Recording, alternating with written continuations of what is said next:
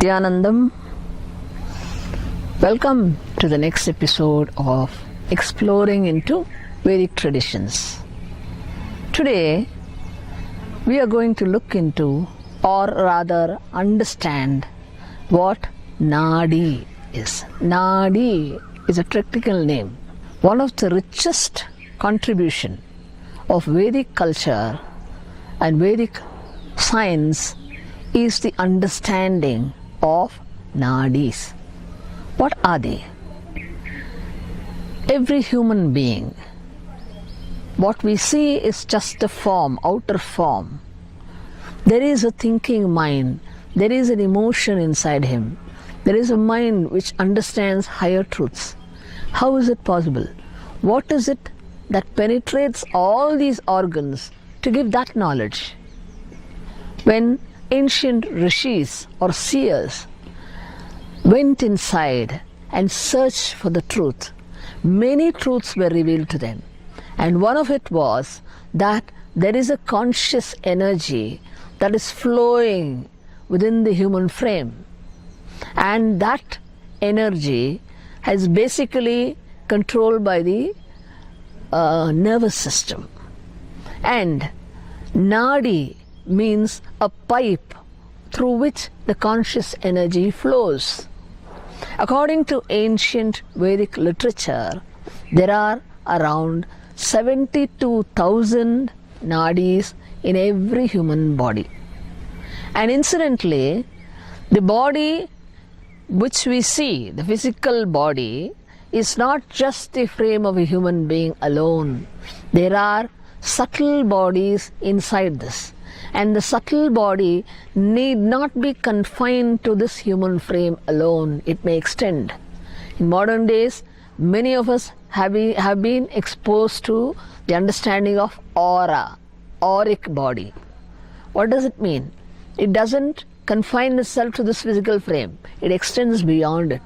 Likewise, the Nadi Sharira can extend beyond it, because it is through this nadis that the conscious energy flows. And only when this life energy is flowing in a smooth manner will a human being be able to function at the physical level. So this knowledge was revealed in ancient Vedic civilization by the seeking of the ancient sages. There is a reference to it in Chandogya Upanishad. Let me read the reference.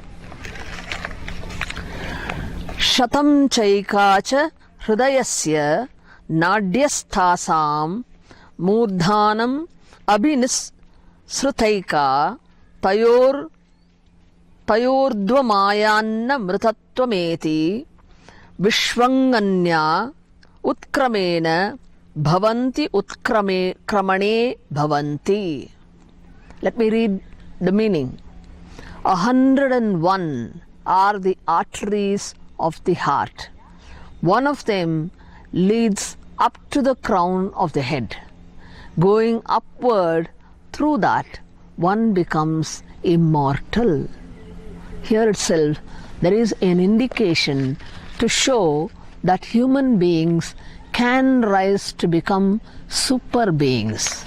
This is the indication given in ancient Chandogya Upanishad, which is almost 10,000 years old. And according to the division of the nadis, in the human body there are 72,000 nadis. Among them, 21 are classified more well known. And among them, the three nadis named Ida, Pingala and Sushumna. These three nadis are channels, you can say channels through which conscious energy flows. These three nadis are pivotal to every human frame.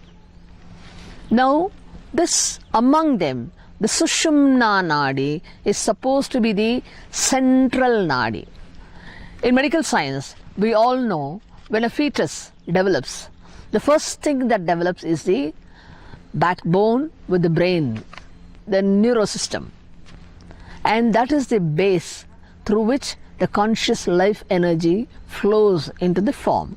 The rest of the organs, according to medical science itself, develop later in the pregnancy. So, it is through that spinal column these three nadis function. And what are the specialities of these three nadis? Ancient rishis have visualized the importance and they have recorded them. Let me give you an idea. Sushumna is a nadi which flows from the base of the spine, and when the nadis join together at different places, there are energy centers, and among them 7 energy centers form the base of human existence with reference to the mental thinking and emotional feeling. All these chakras, they are technically called chakras or energy centers. Where these nadis join together, from that chakra energy flows into the higher level of the nadi.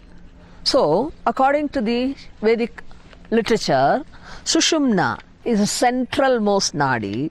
It runs from the base chakra, which is the Mooladhara, to the top of the head, the crown chakra called Sahasrara.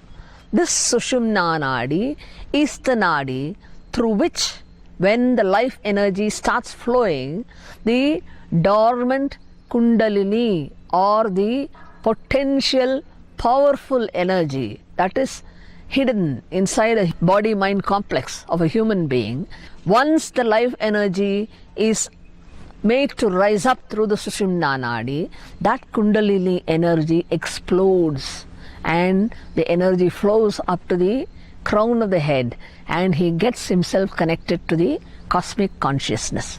This is the science of nadis. Now, with reference to the Ida and Pingala, the Ida nadi, it terminates in the left nostril and is associated with Paravritti of the Agnya chakra. That is the explanation given. Let me explain to you. This nadi, Ida nadi, it starts from the base and it terminates in the left nostril. When a person whose Ida nadi is very strong, how will he be? He'll be an introvert, a person given to spiritual thinking, more of spiritual thinking. That type of personality he'll be.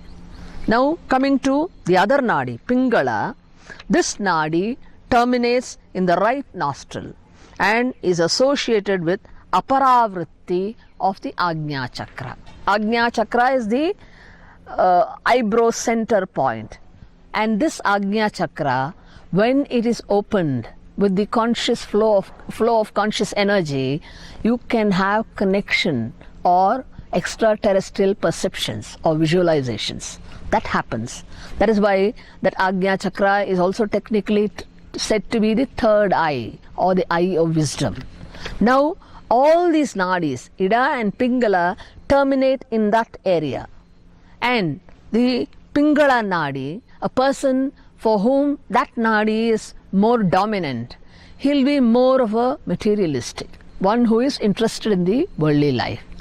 Now, these two are the ways in which human beings are functioning.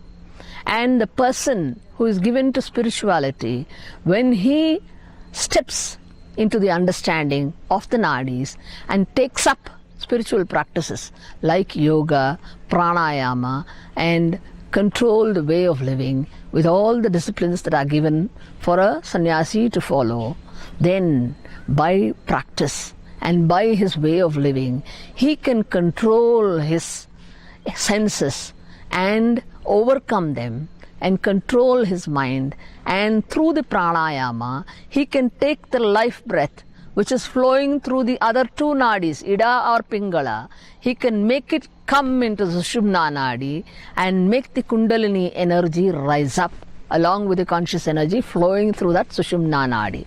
When that is awakened, he becomes enlightened. This is the basic idea of enlightenment. It is a pure science, and a person who knows, understands, who realizes and trusts the words of the seers will see to it that he practices. It may take one lifetime or it may take more, but it is better we start. because starting itself is a joy. The journey is a joy. The end may be far away, but the journey is every moment bliss. And for that, we have a living master to help us, to guide us in the understanding. Let us talk about this at a later date. Nityananda.